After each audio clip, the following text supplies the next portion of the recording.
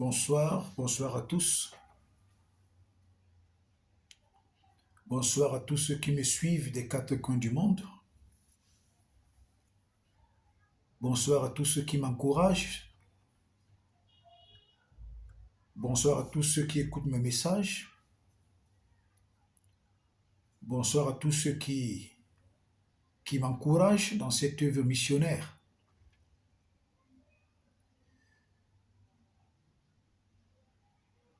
J'ai un don particulier. Mon travail, c'est de dénoncer. J'ai un mandat particulier que le Seigneur m'a confié. Ézéchiel 33, de 1 à 33, je crois bien. Le Seigneur m'a donné ce mandat de dénoncer. C'est pourquoi je suis très cru dans mes messages. Très cru dans mes messages. Parce qu'aujourd'hui, l'Église a été infiltrée de loups ravisseurs, de faux prophètes, de faux pasteurs, de faux docteurs, de faux évangélistes, de faux apôtres, de faux archibishops, de faux serviteurs de Dieu. L'Église a été infiltrée par des agents du diable. Mais seulement c'est dommage. C'est dommage que les enfants de Dieu pensent que quand quelqu'un prêche, ou bien quand quelqu'un a les révélations, c'est un vrai serviteur de Dieu, ou alors c'est un appelé. Je prends toujours le soin de dire à tous ceux qui m'écoutent que il n'y a pas plus prédicateur que Satan en dehors de Jésus. On enlève Jésus. Aucun homme ne peut prêcher mieux que Satan. Donc tous ces chrétiens qui se basent ou qui s'appuient sur le fait qu'un homme de Dieu prêche bien, ou alors un homme de Dieu a des révélations, je mets ça homme de Dieu en parenthèse, ou tel a des révélations, ou tel prêche bien, ou tel prophétise bien, ou tel a la popularité, c'est ça qui fait croire aux enfants de Dieu, en tout cas au mal affermi, au mal enseigné, que ces gens sont vraiment des appelés qui sont serviteurs de Dieu. J'écoute parfois d'autres chrétiens dire, en tout cas, lui aussi c'est un homme, il a des défauts. Non.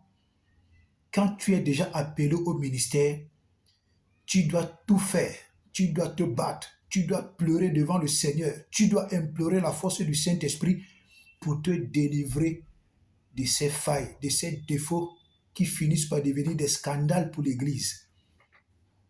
Jésus ne t'appelle pas pour que tu sois un scandale. Il t'appelle pour que tu te perfectionnes et que tu sois un modèle. Donc cette raison que les chrétiens trouvent souvent pour essayer d'innocenter certains hommes de Dieu, je trouve cette raison mal déplacée. Oui, quand Dieu t'appelle, tu as des défauts. Oui, quand Dieu t'appelle, tu as des faiblesses.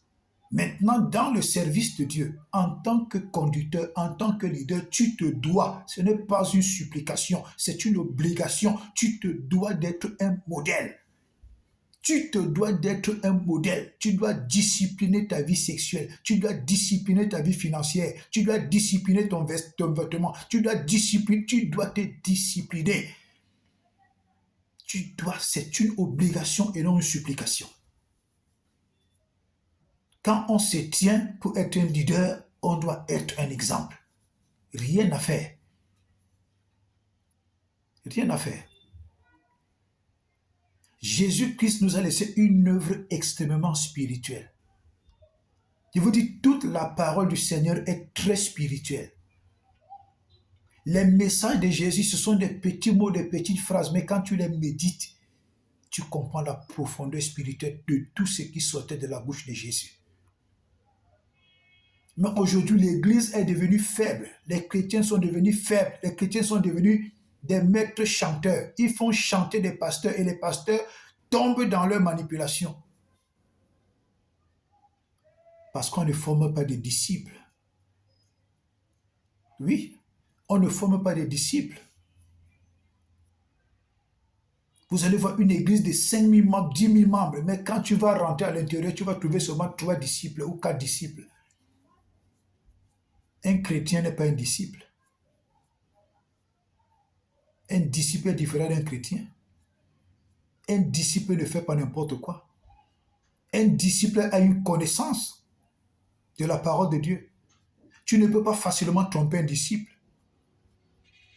Tu ne peux pas facilement égarer un disciple. Donc faites la différence entre un chrétien et un disciple. Alléluia. Et moi, je suis un révérend pasteur. J'ai pour spécialité de former des disciples.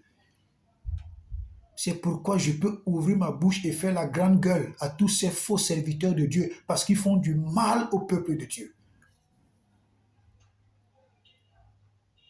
Jésus même a eu le soin d'appeler des pharisiens tombeaux blanchis.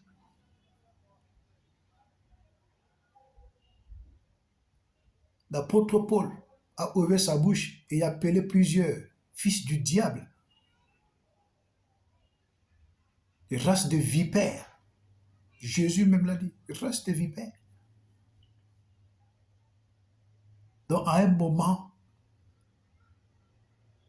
il faut attirer l'attention des gens pour leur faire comprendre que ce qu'ils font, c'est mauvais. Et c'est avec des mots durs. C'est avec des mots durs. Alléluia. J'aimerais que nous parlons de quelque chose pour que vous compreniez. Beaucoup de gens ne comprennent pas mes messages. Beaucoup de gens ne comprennent pas mes messages parce que je suis un enseignant, je suis un formateur. Si tu passes entre mes mains et que tu te laisses tromper demain, c'est que tu n'es jamais passé entre mes mains. Si que tu as passé le temps à faire semblant à m'écouter, mais quelqu'un qui m'écoute attentivement, quelqu'un qui met mes enseignements en pratique, quelqu'un qui veut être changé et qui m'écoute, il va être transformé. Ça ne serait pas facile de le duper, facile de le tromper, facile de l'égarer, impossible. Tous ceux qui sont passés entre mes mains et qui ont été attentifs, accrochés, collés à moi, aujourd'hui sont des excellents serviteurs de Dieu, des excellents révérends. C'est pourquoi j'ai mon fils berger Nathan, aussi qui m'appelle souvent « Oh mon papa !» le formeur des rois, le faiseur des rois. Oui, frères et sœurs dans le Seigneur, je peux marcher à pied, mais je forme des hommes, je forme des femmes, je forme des rois. Je bâtis des hommes et des femmes dans l'enseignement de la parole.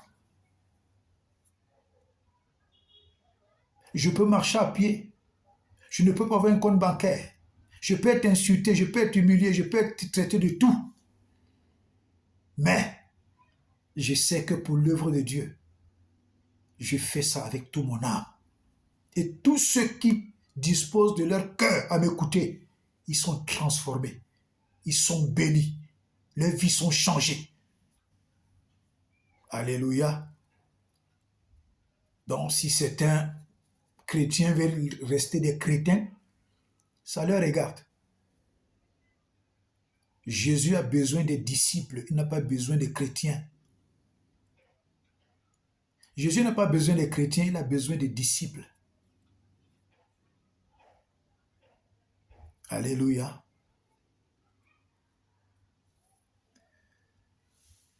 Nous allons parler de quelque chose tout à l'heure. Je vais juste donner des références que vous-même vous allez lire parce que vous êtes des enfants de Dieu, je vous envoie méditer. Quand nous lisons Acte 20, le verset 28, la Bible dit que Jésus-Christ a donné naissance à l'Église parce que son sang a coulé. Donc c'est au prix de son sang que Jésus-Christ a donné naissance à l'Église. Quand nous lisons Acte 20, verset 28. Donc, c'est-à-dire que quelqu'un est mort, c'est au prix de sa mort que l'Église est née. Quelqu'un a été sacrifié. Et c'est au prix de ce sacrifice que l'Église est née. L'Église n'appartient pas à un homme, à une femme, à une communauté. C'est l'Église de Jésus. C'est son sang qui a coulé. Et non le sang d'un apôtre, le sang d'un prophète, le sang d'un pasteur, le sang d'un évangéliste, le sang d'un docteur, le sang d'un bishop, ou le sang d'un archibishop, ou le sang d'un pape. Non, c'est le sang de Jésus qui a coulé. C'est donc Jésus qui est le maître de l'Église. Alléluia. Alléluia. Oui.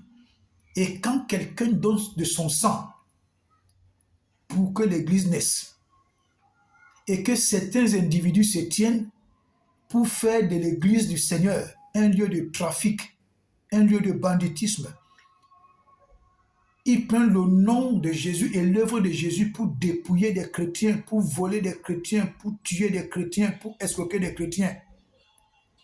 Ils vont rencontrer Jésus-Christ sur leur chemin. J'ai dit des choses crues, j'ai dit des choses vraies. Ils vont rencontrer la colère de Jésus sur leur chemin. Vous avez vu Judas? Judas était apôtre, mais il était traître. Sa fin a été la pendaison. Donc il y a même des serviteurs de Dieu qui se pendent spirituellement. Judas lui s'est pendu physiquement. Il y a des serviteurs de Dieu à cause de leur mauvais comportement. À cause du fait qu'ils prennent l'Église et les chrétiens de Dieu comme des cobayes, comme des supermarchés, comme des banques. Ils les dépouillent. Ils sont en train de se pendre spirituellement. Ils pendent leur vie, ils pendent leur foyer, ils pendent leurs enfants, ils pendent tout ce qu'ils ont. Parce qu'on ne s'amuse pas avec l'œuvre de Jésus. On ne s'amuse pas avec l'œuvre de Jésus. C'est au prix de son sang que l'Église est née. Les gens ne peuvent pas comprendre Jésus. Je dis toujours aux gens, vous avez mal compris la bonne version de Jésus. Jésus, depuis Matthieu jusqu'à Jude, quand vous lisez la Bible, vous voyez tellement le côté amour de Jésus, n'est-ce pas? Très bien. Mais dans ces évangiles-là, il y a des avertissements que Jésus a donnés à l'intérieur. Des avertissements qui font peur.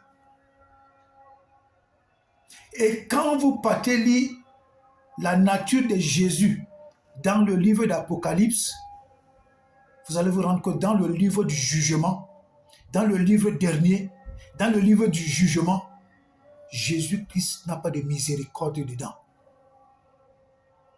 Là-bas, il est le juge. Donc, l'image que vous donnez à Jésus dans le Nouveau Testament, dans les évangiles, Jésus n'a pas le même visage dans l'Apocalypse, dans le livre du jugement. Donc, le faux évangile que vous vous faites là pour vous caresser la conscience, que vous ne serez pas jugé, je veux dire, vous serez sévèrement et dangereusement jugé. Je vous dis la vérité. Continuons. Quand nous lisons Colossiens 1, verset 18, qu'est-ce que la Bible dit? La Bible dit que Jésus-Christ est la tête de l'Église. Il est la tête de l'Église. Quand nous lisons Colossiens 1, verset 18, Jésus-Christ est la tête de l'Église. Donc, tu veux conduire l'Église, va puiser ta sagesse en Jésus. Connecte ta tête à celle de Jésus et prends ce qui est dans la tête de Jésus pour conduire l'Église, pour communiquer à l'Église, pour apporter à l'Église. Prends dans la tête de Jésus. Quand tu commences à faire les choses avec ta propre tête, avec tes propres émotions, avec tes propres calculs, tu deviens un rebelle. Tu deviens dangereux pour l'Église. Tu deviens une pierre d'achoppement pour l'Église. Tu deviens une honte aux yeux de Jésus. Alléluia. Quand tu lis Éphésiens 5, verset 23, qu'est-ce que ça dit? Que Jésus-Christ est le chef de l'Église. Le chef de l'Église. C'est Jésus-Christ qui est le chef de l'Église. Donc tous ceux qui sont dans le service de Dieu, tous ceux qui sont appelés de Dieu, sont des intendants. Et chacun rendra des comptes de la manière dont il a géré le peuple. Chacun rendra des comptes de la manière dont il a géré l'Église. Chacun rendra des comptes de la manière dont il a conduit le peuple de Dieu. Nous sommes tous des intendants. Si tu te comportes dans l'œuvre de Dieu là comme si tu étais King Kong, comme si cette affaire était ton affaire où tu pouvais faire du n'importe quoi, laisse-moi te dire que tu auras des comptes à rendre.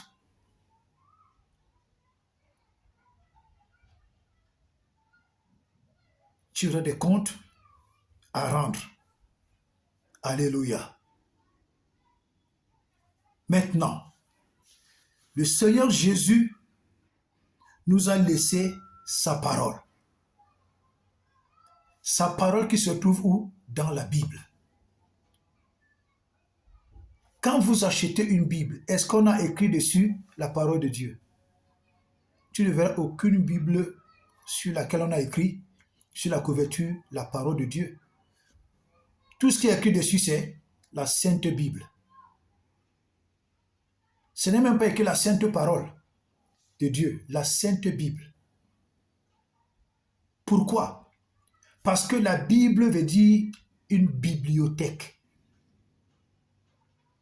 La Bible veut dire une bibliothèque. La Bible ne veut pas dire la parole de Dieu. La Bible veut dire une bibliothèque. Et maintenant, dans cette bibliothèque, on trouve l'Ancien Testament, on trouve le Nouveau Testament. Et dans cette bibliothèque, on trouve les paroles de Dieu, ce que Dieu a dit, ce que Jésus a dit, ce que le Saint-Esprit a dit. C'est ça qui est la vérité biblique.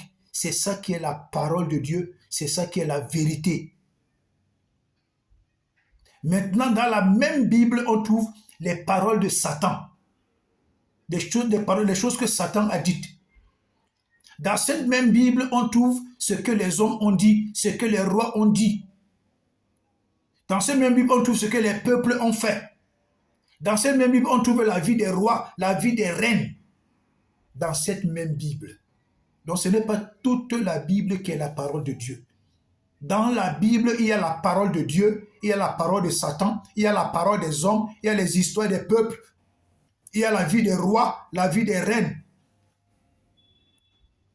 Alléluia. Oui. Mais nous sommes habitués à dire la Bible est la parole de Dieu. C'est une habitude que nous avons prise. La Bible, c'est la sainte parole. La sainte Bible. C'est écrit bien quoi? La sainte Bible. Attention. Dans cette Bible, il y a des choses terribles. Les Rosicruciens utilisent la Bible. Hein? Les francs-maçons utilisent la Bible. Les bouddhistes utilisent la Bible. Les gens qui pratiquent le shintoïsme, toutes ces sectes pernicieuses utilisent la Bible. Et ils utilisent la Bible même mieux que les chrétiens. Donc toute la Bible là n'est pas la parole de Dieu. Dans la Bible, il y a la parole de Dieu, il y a la parole de Satan, il y a la parole des hommes, il y a la vie des pratiques terribles dans la Bible. C'est pourquoi vous allez voir beaucoup de pasteurs trompent les gens en utilisant la Bible. Ils prennent les histoires des rois, les sales histoires des rois, les sales histoires de la vie des reines. Ils prennent des histoires de faux prophètes et c'est ça qu'ils présentent au peuple comme de la vérité biblique. Mais quand les gens ne sont pas enseignés, vous avez un peuple qui n'est pas enseigné, vous avez un peuple qui n'est pas formé dans la parole, ils seront facilement manipulables, facilement à tromper, facilement à détourner. Alléluia. Alléluia. Et toute la Bible, c'est le Nouveau Testament et l'Ancien Testament. Ce sont les deux qui font la Bible. Donc tous ces pasteurs qui passent le temps à dire que nous ne sommes plus sous la loi, nous sommes sous la grâce, sous prétexte qu'on ne doit plus s'occuper de l'Ancien Testament, on doit s'occuper du Nouveau Testament, mais c'est de la sorcellerie. Il n'y a pas de Bible sans Ancien et Nouveau Testament. C'est les deux qui font la Bible. Si on reste seulement sur le Nouveau Testament, ce n'est plus la Bible. Et ce qui est marrant, c'est que les mêmes pasteurs qui le disent, quand ils prêchent, ils vont prendre les références dans l'Ancien Testament. Quand ils prient pour leur propre vie, pour que Dieu les bénisse, ils prennent les références de bénédiction dans l'Ancien Testament. Non. Je disais à un frère tout à l'heure avec qui j'ai beaucoup partagé, que Dieu te bénisse, frère Hervé, que quand vous voyez des chrétiens et des hommes de Dieu vouloir se séparer de l'Ancien Testament, c'est parce qu'ils ont d'abord une mauvaise vie. Si vous voyez un pasteur qui vous parle constamment, vous disant de ne plus aller dans l'Ancien Testament, nous ne sommes plus sous la loi, regardez la vie de ce pasteur, regardez la vie de ce leader, il a une mauvaise vie. Parce que je vais te dire, frère, l'Ancien Testament va te discipliner. L'Ancien Testament va te redresser. L'Ancien Testament va te corriger. L'Ancien Testament va te transfigurer. L'Ancien Testament va faire que tu sois un modèle. Je te conseille, lis l'Ancien Testament et lis le livre d'Apocalypse. Quand tu vas finir ça, reviens lire les évangiles. Tu auras une autre compréhension des évangiles. Donc, tous ceux qui passent le temps à dire aux chrétiens, non, nous ne sommes plus sous la loi, nous sommes sous la grâce. L'Ancien Testament n'est plus de rigueur. L'Ancien Testament, non, ne nous concerne plus. Ils sont en train d'abrutir le peuple de Dieu. Ils sont en train d'infantiliser le peuple de Dieu. Ils sont en train d'empêcher au peuple de Dieu d'avoir accès aux profondeurs divines, aux profondeurs de la parole de Dieu. Tu ne peux pas voir la profondeur des évangiles si tu ne vas pas méditer dans l'Ancien Testament. Alléluia. Et je dis souvent aux chrétiens, faites attention avec les épîtres. Quand tu n'es pas mature, ne va pas dans les épîtres pour vouloir expliquer quoi que ce soit. Les épîtres sont... Il faut beaucoup de sagesse pour expliquer les épîtres. Pour comprendre les épîtres, quand tu les lis, fais des recherches, sont les Écritures dans le Nouveau Testament, sont les Écritures dans l'Ancien Testament, et tu auras ce qu'on appelle la vérité. Alléluia. Nous continuons, bien aimés dans le Seigneur. Maintenant, le Seigneur nous a donné la Bible. Alléluia. Il nous a donné la Bible. Et dans Éphésiens 4, versets 10 à 16, quand nous lisons, il a donné les 5 dons du ministère. Les 5 dons du ministère. Apôtres, prophètes, évangélistes, docteurs, pasteurs, pour le perfectionnement des saints en vue de l'œuvre du ministère. Donc les pasteurs, tout ça, les 5 dons du ministère, se doivent de former des disciples, d'éduquer, d'encadrer, de former des disciples, afin que ces disciples-là aient également le potentiel et la capacité de pouvoir former d'autres disciples pour que le corps de Christ soit transformé. Mais c'est le contraire aujourd'hui. On a beaucoup plus de fainéants, beaucoup plus de crétins, pas de chrétiens. On a beaucoup plus de vases vides. Beaucoup plus de vases vides dans le milieu chrétien. Beaucoup plus de gens qui ne comprennent rien des Écritures. C'est ce que nous avons aujourd'hui. C'est dommage. Mais seulement, ce ne sont pas les 5 noms de ministère qui te donnent l'accès au ciel. Non, les 5 noms de ministère ne te donnent pas l'accès au ciel. C'est comme également les 9 dons du Saint-Esprit ne te donnent pas l'accès au ciel. Quand tu lis 1 Corinthiens 12, versets 1 à 11, concernant les 9 dons du Saint-Esprit, ça ne te donne pas accès au ciel. Quand tu lis également Romains 12, versets 6 à 8, les 7 dons de motivation, les 7 dons de préparation, ça ne te donne pas accès au ciel. Jamais. Aucun don ne te donne accès au ciel. Aucun.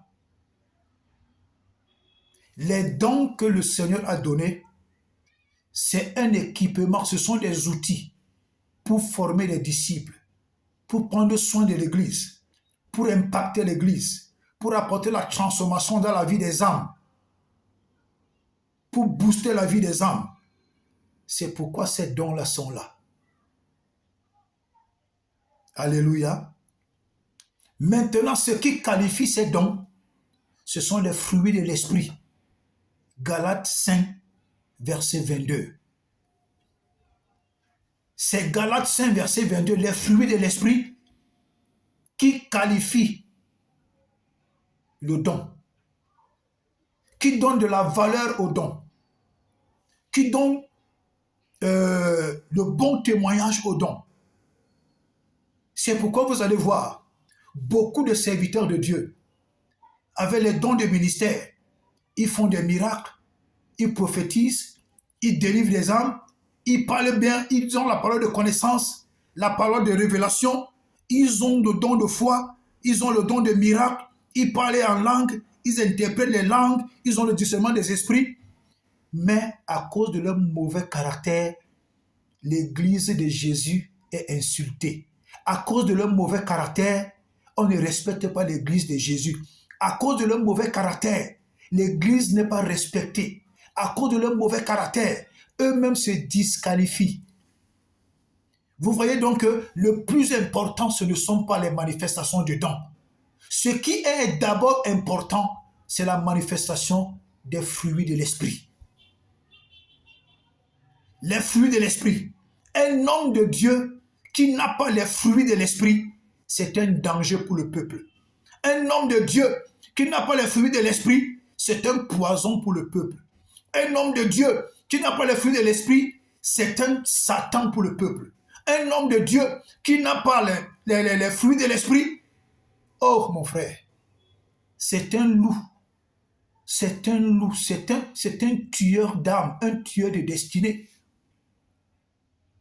Beaucoup de serviteurs de Dieu pensent que parce que tu guéris les malades, parce que tu délivres les possédés, parce que tu as le don de foi, parce que tu prophétises, ça ne veut rien dire. Même Satan fait ces choses. Même Satan fait ces choses. Et il les fait même très bien. Mais ce qui fait la différence, ce sont les fruits de l'esprit. C'est ton comportement qui te qualifie ou c'est ton comportement qui te disqualifie. Vous allez voir un peu le cas de David. David avait l'onction. David chantait, David prophétisait, David avait l'onction. Mais qu'est-ce qui a disqualifié David? C'est son comportement. Son comportement. Il a fait tuer Uri, il a pris Beersheba. C'est son comportement qui l'a disqualifié au point où Dieu a envoyé l'épée dans sa maison. Dieu a envoyé l'épée dans sa maison. Absalom a tué son frère. Et ce frère avait couché sa sœur. Absalom même a pourchassé David. Absalom a couché avec les concubines de son père, avec les femmes de son père. Ah oui? Tu peux guérir les malades, tu peux délivrer les possédés, tu peux bien prophétiser, mais tu as une vie pourrie, une vie sale. Devant Dieu, tu es disqualifié. Dieu ne se répand pas de ses dons. Il ne se répand pas de ses dons. Tu vas toujours guérir les malades, tu vas délivrer les possédés, tu vas prophétiser, mais devant Dieu, tu es déjà disqualifié. Tu es disqualifié. Vous voyez le cas de Salomon? Salomon avait une sagesse extraordinaire. Salomon avait une sagesse extraordinaire. Il avait une manière de prier, une communion avec Dieu extraordinaire quand il priait. Mais voyez ce qui arrive à Salomon. À cause des femmes étrangères, les femmes ont détourné son cœur. Il a tourné le dos à Dieu. Et Dieu l'a vomi. Dieu n'a pas changé. L'interprétation, le visage, la nature que vous voulez donner à Dieu, en vous cachant derrière vos bêtises, ça va vous rattraper. Ça va vous rattraper. C'est pourquoi je vous dis, allez bien lire l'Ancien Testament, lisez le livre d'Apocalypse, surtout les derniers versets, là, 19, 20, 21, 22, vous allez comprendre que le salut n'est pas une garantie. N'est pas une garantie. D'ailleurs, quand nous lisons Matthieu 7, de verset 22 au verset 23, c'est Jésus lui-même qui parle, en s'adressant à qui? En s'adressant à qui? Aux serviteurs de Dieu. Vous allez me dire que vous avez prophétisé. Vous allez me dire que vous avez délivré les malades. Vous allez me dire que vous avez fait des guérisons. Oui, c'est bien. Mais qu'est-ce que Jésus dit? Jésus dit que je ne vous ai jamais connu. Arrière de moi, vous tous qui commettez l'iniquité. Donc ça veut dire que les dons travaillaient, les dons opéraient des miracles, mais à cause de leur vie, Jésus les a renvoyés. Jésus a dit qu'il ne les connaît pas. Et leur place, c'était en enfer. Jésus ne les a pas renvoyés à cause des miracles, à cause des prophéties, à cause des dons, mais à cause du comportement. À cause du comportement, ils ont été disqualifiés. À cause du comportement, ils ont été chassés. À cause du comportement, ils n'ont pas eu accès au paradis. Donc les 9 dons du Saint-Esprit ne te qualifient pas à entrer au ciel. Les 9 dons du Saint-Esprit, les 5 dons du ministère ne te garantissent pas l'entrée au ciel. Ce sont les dons, ce sont les fruits de l'Esprit qui te garantissent le salut au ciel, les fruits de l'Esprit. Mais beaucoup de personnes aujourd'hui négligent les fruits de l'Esprit et ils donnent une importance capitale aux 5 dons du ministère, aux 9 dons du Saint-Esprit, aux 7 dons de motivation. Or, ce sont les fruits de l'Esprit qui qualifient ton ministère et qui te qualifient devant Dieu et qui te qualifient pour la vie éternelle. Ce sont les fruits de l'Esprit et non les dons du ministère. C'est ce que je voulais apporter comme éclaircissement. Alléluia. C'est ce que je voulais apporter comme éclaircissement. Aujourd'hui dans l'église, les gens ne sont pas enseignés, les gens ne sont pas formés. Tous ceux qui sont passés entre mes mains, ce n'est pas une vantardise, c'est une grâce que le Seigneur m'accorde. Tous ceux qui sont passés entre mes mains sont devenus des serviteurs de Dieu, des pasteurs, des révérends pasteurs dignes de ce nom. Je peux marcher à pied, je n'ai pas de voiture, je n'ai pas de compte bancaire, mais ce que Dieu m'a donné, je le fais avec mon âme. Alléluia. Donc, je vais conclure en disant, les 5 dons du ministère, nous les trouvons dans Ephésiens 4, verset 10 au verset 16. Les 9 dons du ministère, nous les trouvons dans 1 Corinthiens 12, verset 1 à 11.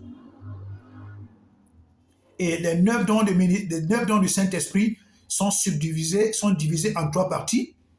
La première partie, 3 dons d'expression dans lesquels on trouve le parler en langue, l'interprétation de langue et la prophétie. La deuxième partie, on trouve les dons de miracles, le don de guérison, le don de foi. Et la troisième partie, nous trouvons quoi? Les dons de révélation. C'est-à-dire, nous trouvons les dons de révélation, la parole de sagesse, de connaissance et le discernement des esprits. Donc, à la deuxième partie, ce sont les 3 dons de puissance. Et enfin, dans Romains 12, versets 6 à 8, nous trouvons les 7 dons de motivation que j'appelle couramment les 7 dons de préparation. C'était un éclaircissement que je voulais apporter au peuple de Dieu, que je voulais apporter à l'Église. Vraiment, Jésus dit, allez de partout le monde, faites de toutes les nations des disciples. Les disciples, des disciples. Un disciple, c'est un suiveur discipliné de Jésus. Discipliné, il fait tout pour plaire à Jésus. Et quand quelqu'un est déjà un disciple, il y a des choses qu'il ne fait plus. Il y a des choses dans lesquelles tu ne vas plus le trouver. C'est pourquoi la Bible dit que nous devons être sanctifiés dans nos 3 dimensions, esprit, âme et corps. Ce sont ces 3 parties qui doivent être sanctifiées. La sanctification n'est pas seulement dans le domaine du sexe. Non. Quand tu te sanctifies dans le domaine du sexe, tu dois sanctifier ta pensée. Tu dois sanctifier tes yeux. Tu dois sanctifier ta bouche. Tu dois sanctifier les endroits où tu pars. Ce que tes mains touchent.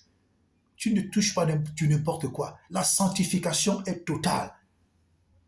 Mais beaucoup d'hommes de Dieu aujourd'hui mettent l'accent sur la sanctification du sexe. Or, il y a des gens qui ont des mauvais comportements, des comportements pourris, désagréables. Autant tu sanctifies ta vie sexuelle, sanctifie ta vie morale, mentale, psychologique, sanctifie tes pensées. Alléluia. Je vous dis bien, l'enfer existe. Et beaucoup de pasteurs et beaucoup de chrétiens vont se retrouver en enfer. L'évangile, on vous dit qu'un chrétien ne peut pas aller en enfer. Un chrétien va bien en enfer. Méditez bien la parole de Dieu, vous allez comprendre. C'est pourquoi l'apôtre Paul, qui a été le pape, celui qui a beaucoup parlé de la grâce, lui-même faisait très attention pour qu'il ne tombe pas dans le péché. Il a dit, il ne faudrait pas que lui, après avoir prêché, que lui soit rejeté. Le rejeté, là, il parlait de quoi? C'est qu'il se retrouve en enfer. Faites très attention. Que Dieu vous bénisse, que Dieu vous garde. Shalom.